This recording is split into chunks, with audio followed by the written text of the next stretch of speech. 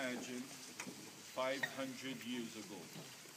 It's the time when our ancient kings and queens came here to worship. They came here to leave gifts and offerings up in the cave. Taro was left in the cave. Taro is what we make our staple poi out of. You boil the roots of the taro plant and you mash it and you get poi. Just like how you mash your potatoes and you get mashed potatoes. So if you like mashed potatoes, I guarantee you like poi. The king left sweet potatoes up in the cave as offerings. He left breadfruit up in the cave. A red fish was left in the cave as an offering. And it said, whatever you leave in a cave, you get more of the next year. So all offerings in honor of the God of harvest. His name was Lono. Lono Ikamakahiki. Can you say that? Lono Ikamakahiki. So Lono was the god of harvest and festivities, one of the 4 major gods of early Hawaii.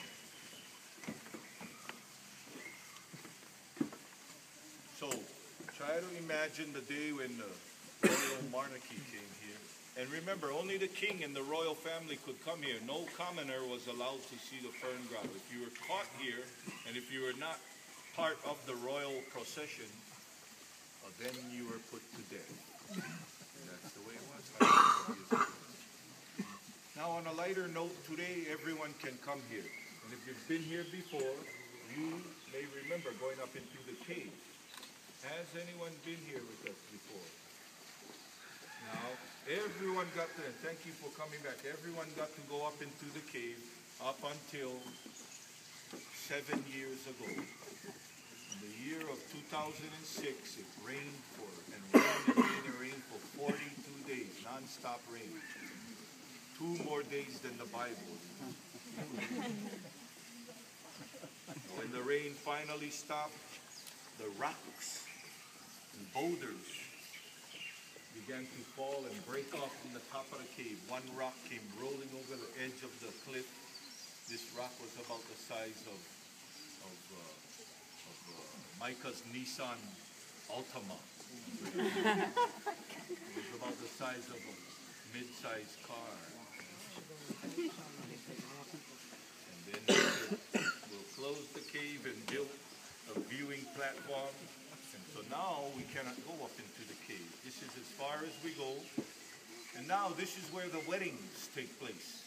But prior to 06, all the weddings were performed up there in the cave. So when you look up there, try to picture a bride and a groom, a minister, and a wedding party, all lined up in the cave. It's the site of over 10,000 weddings since 1962. The most recent wedding last week, a couple came from California to get married here. 2 weeks ago, a couple came from Ohio to renew their vows of 40 years.